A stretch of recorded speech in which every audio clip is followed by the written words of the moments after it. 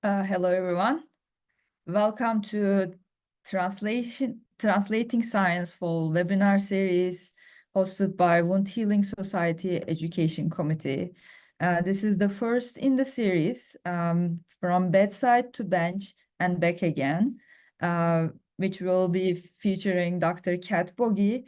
And Dr. Kath Bogie is a research career scientist at Louis Stokes Cleveland VA Medical Center and professor at Department of Orthopedics at Case Western Reserve University, with an international reputation in translational research, leading interdisciplinary teams to develop patient-centered interventions that meet complex multifactorial problems of wound management. Her contributions include evidence-based preventative measures, including personalized biomarkers and bioinformatics for better understanding of risk, complemented with smart and cost-effective technology development. Dr. Bogie is a biomedical engineer and elected fellow of the American Institute for Medical and Biological Engineering, recognized for outstanding contributions for wound biotechnology development and patient-centered pressure injury management. Dr. Bogie serves on the board of directors for the National Pressure Injury Advisory Panel, where she also co-chairs the research committee and serves on the standards committee. She also currently chairs the education committee of the Wound Healing Society, having completed a 4-year term on the board of directors. Dr. Bogie is co-chair for the International Organization for Standardization, Microclimate Standards Development, and serves on the RESNA Standards Committee on Wheelchair and Related Seating. Dr. Bogie is also editor-in-chief for Journal of Rehabilitation and Assistive Technologies Engineering and serves on the editorial board for Journal of Tissue Viability and the International Wound Journal. In addition to research and service activities, Dr. Bogie is director of the CWRU Additive Manufacturing for Biotechnology Core Facility in the Case Western Reserve University School of Medicine, where she provides support for the development and testing of novel biomedical approaches, incorporating additive manufacturing to improve the quality of life and health for all. She has received continuous funding over 20 years from the DoD SCI Research Program, VA Rehabilitation Center, the Craig H. Nielsen Foundation, and Paralyzed Veterans of America.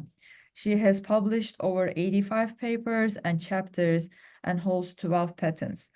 We look forward to listen to Dr. Bogie's talk today. One thing for the attendees. So the Q&A section will be open to any of your questions, so you can ask any questions, and at the end of the talk, I will relay them to Dr. Bogie. So with that, I will change the location to Dr. Bogie and look forward to learn more about bench to bedside and back again. Thank you very much, Tuba. So I'm going to just share my screen and start this presentation. Right. So as Tuba said, today my presentation is on from the bedside to the bench and back again, focusing on study design for translational readiness levels. What I will not be talking about is the role of the FDA in translation or CMS, or specific details on study design. And those are topics that will be covered in later presentations in our fall translational science series. So to start with, what do we mean by translation research? And this is from the Font of All Wisdom, Wikipedia, that defines translational research as research aimed at translating results in basic research into results that directly benefit humans. The term is used in science and technology, especially in biology and medical science.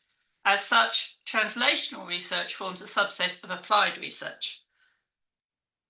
That's a fairly long-winded definition. More succinctly, the Center for Global Health Equity at Indiana defined it as research translation is essentially the process of applying research to practice or policy. So just like translating between language, it involves taking academic jargon, models and publications and translating into something that means something to more broadly to organizations, communities and policymakers. And they had this nice graphic of the sort of gap between research, policy and practice. I would say that we also need to not have those gaps, that gap be level. Research is in one place and there's a very high, not just a gap across, but a very high step up to get your translate your research successfully into policy and practice. So I'd also like to sort of mention what is in this definition, what is not translation. Discovery is not translation. Discovery is very important. Discovery is the way in which we find out more about mechanisms and processes, but you can spend a whole career for getting deeper and deeper into specific mechanisms and specific processes without ever translating. So discovery can be part of translation, but in and of itself, it isn't translation. Similarly, innovation, the process of taking an idea and putting it onto paper or into your notebook or your e-notebook, is also not translation. It can form the basis for translational research, but in and of itself, neither discovery nor innovation are translation. So when we're talking about wound healing or any clinical area for research in particular, we really need to think about what we're doing and why we're doing it. You know, as an engineers, I'm a biomedical engineer. Engineers can do all sorts of wonderful things, but just because we can doesn't mean we necessarily should. And so we need to look at what is the unmet clinical need. And this graphic shows the unmet need from the medical perspective, looking at the patient population and alternative treatments and disease severity. And so the intersection is what is the unmet need for the individual, what is the unmet need for society. And that, to me, is a thing that needs to be done. On another schema is to think about it from a societal perspective. How do we maximize population health? How do we create equality of access?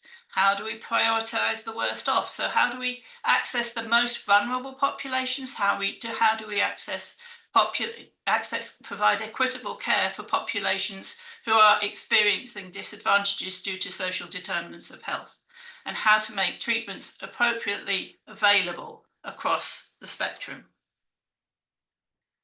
As well as the unmet clinical need, there can be unanswered clinical questions. A clinician may want to know, well, why is this happening? Or how can we, why does this work one way with one individual, not with another? So that as well as a specific need, there can be a broader unanswered clinical question that still needs research to address. So this is most neatly represented by the bedside to bench cycle. And at the center, you see here the clinician and the end user. And their clinical practice involves diagnostics, counseling and treatment, but there's still questions.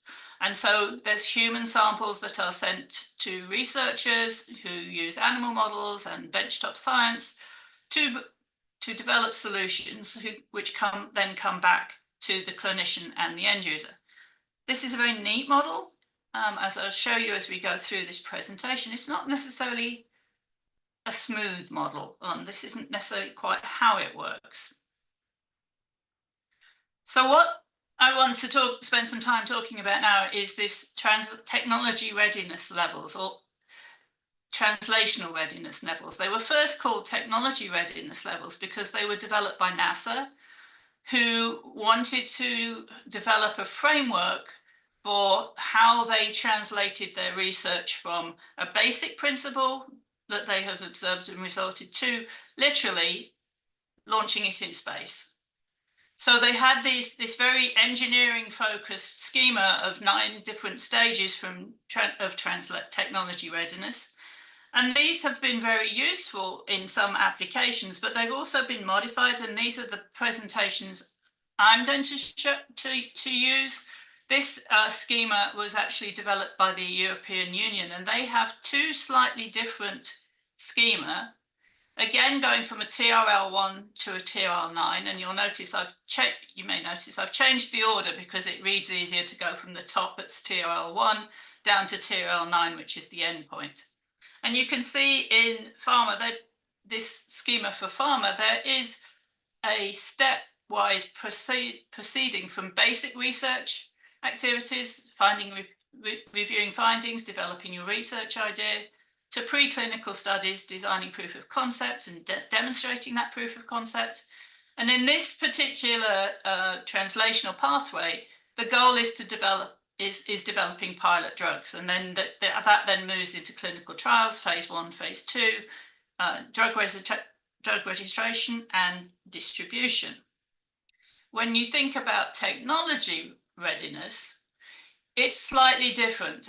The first stage is defining basic properties are similar, but then there are the second stage is more of an analytical study, whereas the TRL3 and 4 are developing a proof of concept and then a pre-prototype.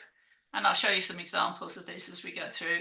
And then developing and refining that prototype, first in the lab and then in a relevant environment, and then to a stage where you have what's called a design freeze. You have the approved prototype. This is what you're going to build and make.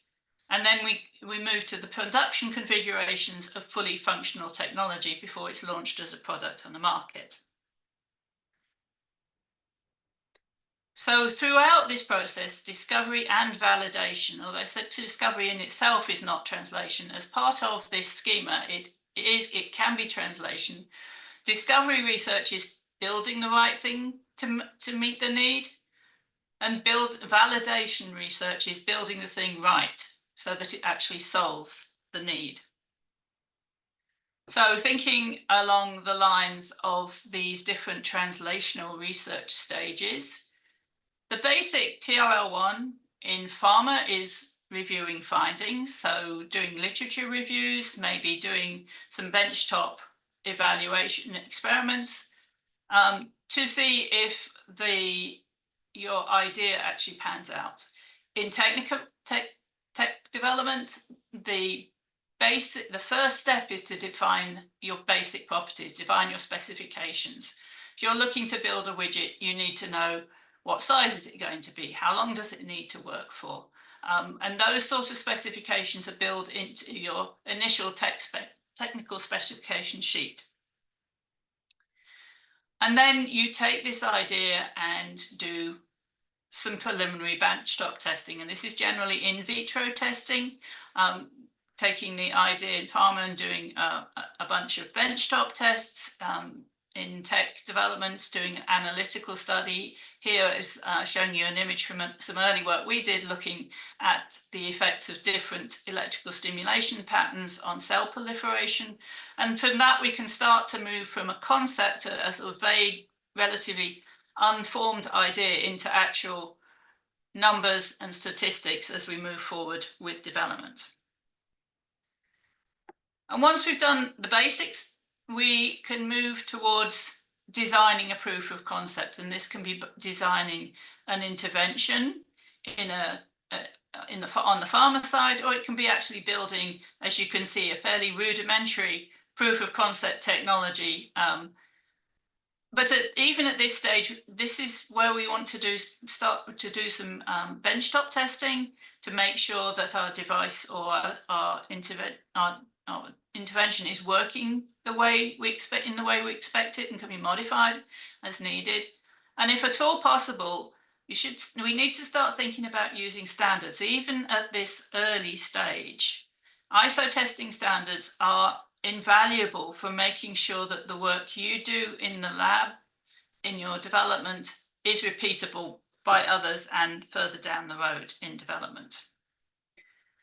So once you have this initial prototype and under the farmer schema, the next stage is to demonstrate proof of concept. And this image just shows you some different schema for doing model validation, comparing new known cell lines with new drugs in different ways. And under tech development, you develop it, the prototype starts to get a little bit cleaner, moving towards doing animal testing, again, validating this in the lab, doing thorough testing on either your model, your benchtop cell model, or in your technology that you are building to move to the next stage, which is in vivo testing.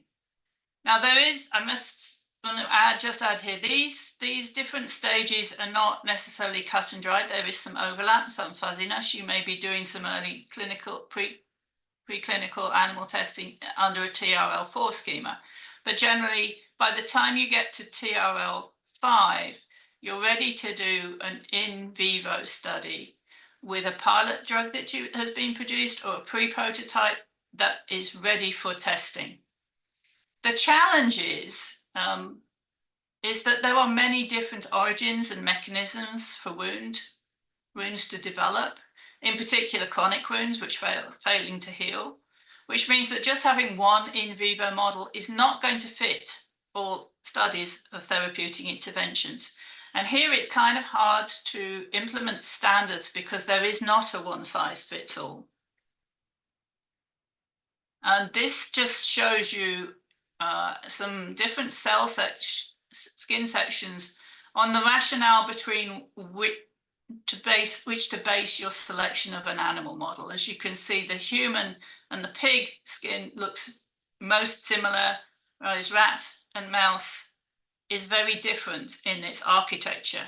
And this can make it challenging when you're using these animal models to examine, to evaluate a wound healing intervention, whether it be a topical or a device. So you can start with very basic, very simple animal models. And I'm just showing you here a couple of some papers that were published in Wound Repair and Regeneration over the last 5 to 6 years.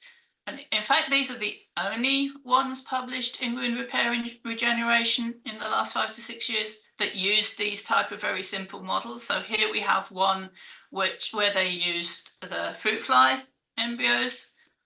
And then there are a couple more where zebrafish were used as the model, looking at early regulators of tissue regeneration and glycosis. So these can provide some early, very simple in vitro measurements, but really we need to move to more complex mammals if we want to recapitulate the situation in the human wound.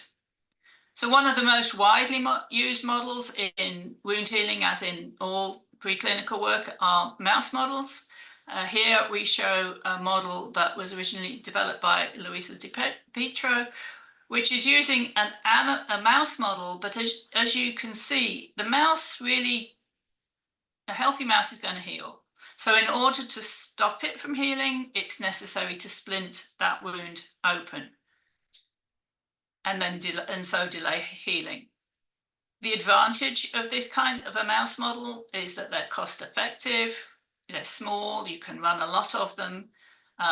They are fairly easy to do surgery on, and there is a lot of public research available, meaning there's a lot of mice that have there's more than just a wild type mouse strain. There's plenty of mice with specific knockouts. You can do a lot of work with mouse tissue because of the availability of immunohistochemistry libraries and other markers that are useful when you're doing a comprehensive analysis. The disadvantage is that a mouse doesn't, as I mentioned, does not heal in the same way as a human. They heal by wound contraction, which is not the way humans heal. They are small, so there's limited sampling locations, and they're not really conducive to partial thickness wounds.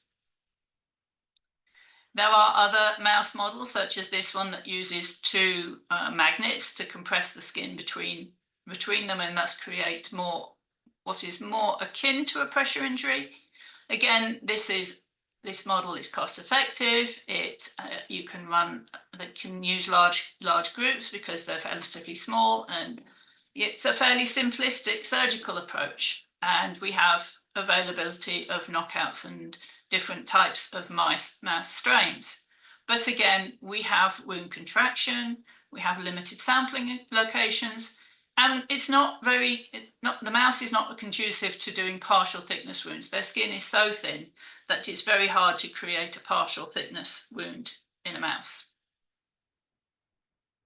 So one other model that has been fairly widely used was originally developed by Lisa Gould. And this elegantly gets around the problem of the wounds contracting from the bottom, healing from the bottom, by raising a double pedicle flap, as you can see in the middle there, and inserting a silicone sheet underneath it. And that stops the wound from healing from the bottom, so it can only heal from the side. Again, this rat model, it's slightly larger than a mouse, but it's still cost effective. There are multiple sampling locations. Because it's larger than a mouse, you can put more wounds. You can create more wounds in this model. As you can see here in our study, we created 4 wounds, 2 of them over the central flap, which were ischemic, and 2 controls, which again is a nice feature of this model because you can use the animal as its own control with ischemic and control wounds. And it is optimal. This model is optimal for full thickness wounds. However, there is some risk of contraction, and they're not conducive to partial thickness wounds, again, because the skin is relatively thin. There has also been work done using an intermediately sized animal model, using the rabbit, specifically using the rabbit ear. The rabbit ear is nicely vascularized, and because of this, you can occlude one of the vessels and create an ischemic wound, an ischemic ear that has reduced blood flow but is not necrotic. And this has been used widely mostly to study topical interventions. The wounds created are relatively small. You can create partial and full thickness wounds in this model, and the wounds do exhibit epithelialization and granulation, so similar to a human model. There are multiple sampling locations available, but you can't do very large wounds, and there is a limitation, depends on the size of the animal's ear. Rabbits are kind of tricky to look after. They need to be housed separately once they've had this model created. So cost and space is not particularly effective for this model. We do see wound contraction in full thickness wounds, so that can be problematic. And the surgery itself is much more complicated than it is for any of the mouse or rat models. So the model of choice for preclinical development of wound healing therapies and interventions is the pig. The pig heals in the same manner as humans. Pig skin is the same thickness as human skin. So phenotypically, it's very similar to human skin. As I mentioned, has similar healing mechanisms. And because the pig is pretty large, there are multiple sampling locations. What I'm showing you here is an outline of the model that we developed, where we actually created 6 wounds in a pig, and each wound was 6 centimeters in diameter, which is of a clinically relevant size. Others have used models where they create much smaller wounds, but then maybe have 70 or 80 wounds in the same animal. The pig is very appropriate for therapeutic interventions, both topical and device-based, and it can be used as a model for hypertrophic scarring. As I mentioned, pigs are large, so they take up a lot of space. Generally, post-surgically, they need to be kept housed separately. Husbandry is intensive. If you're doing repeated follow-up with a pig model, it's not a single person job. You need multiple hands on deck in order to be able to manage a pig model. The surgery is complicated and can be prolonged.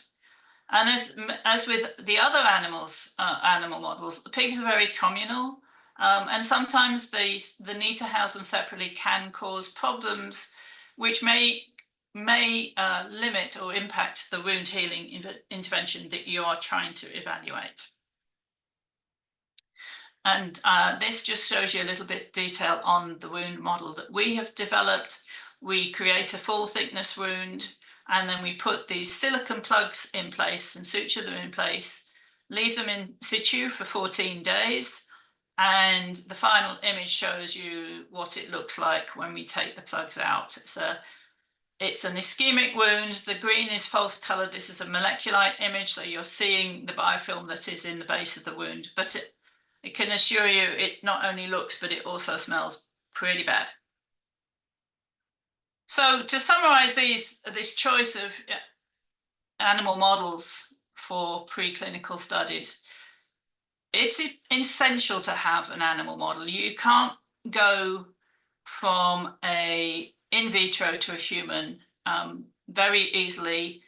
The FDA is not going to like it very much. You need to have some validation in preclinical models, and animal models can provide vital insights on biological processes that delay healing, and so we can develop interventions that are going to improve patient care. But as I mentioned, we don't have standardized animal models. We don't have standardized animal model outcomes. So it's important to make sure that what you use as for your outcomes are validated measures that, where possible, are the same as are used in clinical reality, so that you can compare outcomes with what is happening in the clinical situation. So you get past your preclinical, and the next stage is to move to phase 1 clinical trials. And this is where you have your primary formulation, you have a device, and this shows you the same device as I showed you at TRL3. This is now refined and developed and suitable for use in a clinical trial. The phase 1 clinical trial is pretty well controlled. You have a population, you have inclusion-exclusion criteria, and quite often you start off with a situation where you are told in your clinical population, yeah, we have hundreds of people with these wounds. And then when you add your inclusion and exclusion criteria, you struggle to make 10. Because when you're doing your first in-human testing, you want to have almost everything that you can the same apart from the intervention, so that you can compare your intervention and non-intervention generally to be able to get the data you need to move on to the next stage. So a phase 1 clinical trial is relatively small. It's generally done in one setting, one hospital or one setting, and with a fairly homogeneous population. Once you complete a phase 1, successfully complete a phase 1, the next stage of TRL7 uses a similar inclusion-exclusion criteria, still fairly rigorous, but now it's repeated in multiple sites. We're accessing a larger study population and demonstrating that your prototype or your intervention is working in multiple operational environments. And once those trials have been completed, the next stage is to do a pragmatic trial where you relax those inclusion-exclusion criteria, because in real life, they're very rarely used. You want to see how generalizable are your results to your population. If you have an intervention that you want to use for chronic wound healing, and you, in your clinical trials, have excluded everybody with heart disease, you don't really know how it's going to work in actual clinical use. So when you get to a pragmatic trial, it's more including those kind of modifiers to see, is this intervention still effective. And as shown here on this slide, the extraneous effects of patients deciding what they do or don't want to do, and physicians driving things, can also impact outcomes. We're not, at a TRL8, you're no longer looking under ideal circumstances. You're looking under much closer to real life circumstances. And then once you get through all that, the final stage, TRL9, is when, under the NASA terminology, your technology launches. Under the pharma framework, your drug is distributed and marketed, and under tech, your product is on the market. So back to the bedside. Now, this mechanisms of support for technology readiness vary across the spectrum. As you can see, this schema developed shows in 2015 shows the way in which, for basic and applied research, that's the kind of thing that academia and government labs are doing. But as you move into tech development and prototype and system development, it really moves out of the academic lab and into business, in some cases into government, still in government labs, but really not something that applied or academic researchers are doing for the most part. There is some support in various organizations for early stage translation, and as mentioned, I am a research career scientist with the VA. The VA has an intramural innovators network, which they also invite applications from, mostly from companies rather than researchers who are external to the VA. They have Spark, what they call Spark Seed Spread Innovation Investment Program, which are small grants that allow people to develop an idea and then to refine that idea and implement it more widely. And then they have the Office of Healthcare Innovation and Learning, which is across the nation, across the country, and is also working to bring innovations both from VA research to the VA across the country, but also bringing innovations that will impact veterans' healthcare into the VA. When it comes to support from NIH, there are programs that they can be somewhat hard to find, but the most obvious and the easiest to find are the National Centre for Advancing Translational Sciences, the CTSA program, and their focus is on human clinical trials. So around about TRL6, they are providing support for that kind of level of development of technology and interventions. On the other hand, the translational research branch of the National Heart, Lung and Blood Institute is a TRL4 program. So this is actually relatively early, supporting T4 translation in heart, lung, blood and sleep disorders, some of which will have implications for wound care, although that can be somewhat challenging.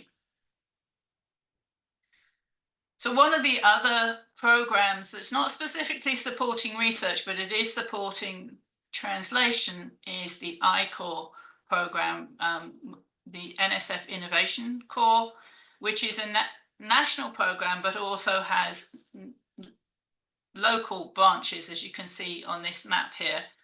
And this is a program which people who have a tech idea, and it doesn't have to be biomedical tech, it can be any type of intervention, take part in this program and spend a varying period of time. For local programs, it can be 7 to 8 weeks. For NSF, it can be a few months.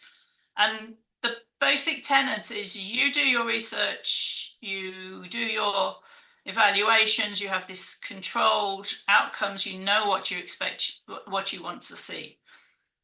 But is it what other people want? So this is a graphic from Steve Blank, who is a noted presenter in NSF I-Corps.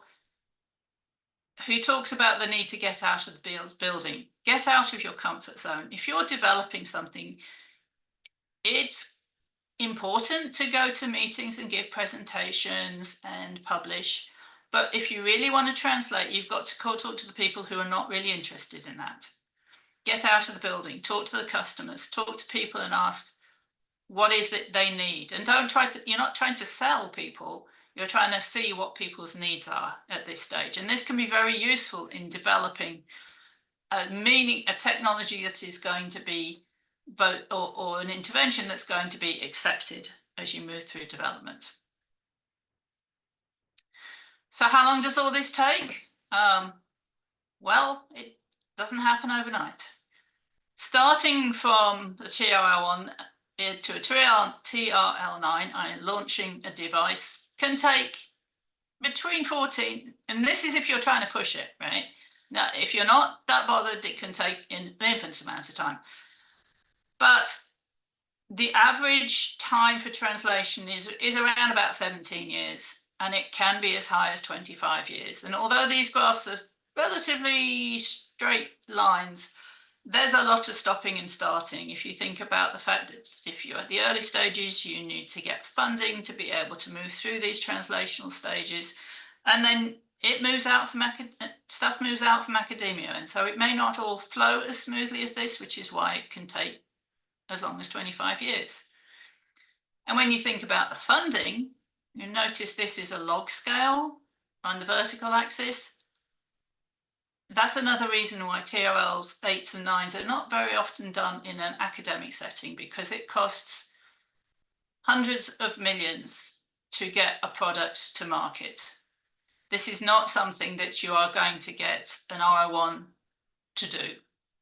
So you have to, this is what you want to be thinking about in terms of translation, you have to also be thinking somewhat creatively about how are you going to do this and where is it going to go down the road. And as I said, this just shows you we don't keep translation within academia. It has to move out in order to actually reach the market. And this is another way of thinking about how do we move things out. So what I wanted to show here is all the different types of expertise that's needed to take a technology or an intervention from the idea, from the concept at TRL1 to the product at TRL9. And the various hues show the level of involvement. So clinicians and basic scientists and engineers, we would expect to be involved throughout most of this. Data scientists are also important, and as they will tell you, biostatisticians are essential from an early stage to fairly late in the translational process. Our usual research teams, lab technicians, animal technicians, have less impact once we get past the early preclinical work. But the regulatory expert is somebody that we actually need to be thinking about bringing on very early, and who is a contributor to the team, the translational research effort, pretty much all the way through to launch, to distribution. Similarly, patent attorneys, we start doing invention disclosures relatively early, and they are important in terms of being able to patent your technology and then ultimately license your technology in order to transfer it to the later stages of translation. And the final people who none of us are very likely to put on any grant application, but who are key to getting a technology or intervention to the market are production engineers and marketing. A production engineer is essential to take what you've done in the lab, and maybe you've been able to do 10 of these, or maybe you've been able to do 100 of these. But when you want to translate and you want to have 10,000 a day, you need somebody who has that expertise, which is a very different expertise from that which most clinicians have. So this just shows you that the needs for a lab or for a translational research program vary a lot as you go through the translational process. So going back to this bench to bedside, as I said, it's not really, it's a nice scheme, but it's not necessarily the most accurate scheme because things go both ways. You can have a treatment that is developed that goes out to the bedside. You can have findings that impact the basic science. So there's a lot of, it should really be a 3D model rather than a 2D model. And then I just wanted to end with thinking about the translational trifecta. So you've gone through all this work, you've developed this really cool new topical intervention, and you've done your ICOR work, and you know it works better. But if it doesn't cost less than your current standard of care, it is very unlikely that it will be adopted. So you have to be in this green box, which is something that is more effective, but costs less.